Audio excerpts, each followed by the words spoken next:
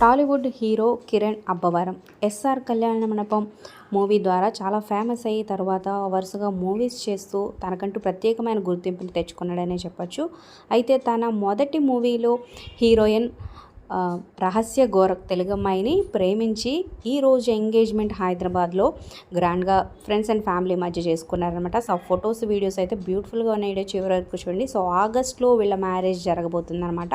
So మరి ఈ జోడీ ఎలా అనిపించింది, ఎలా ఉంది కింద కమెంట్స్ రూపంలో తప్పకుండా తెలియచేయండి. అలాగే కంగ్రాచులేషన్స్ కూడా.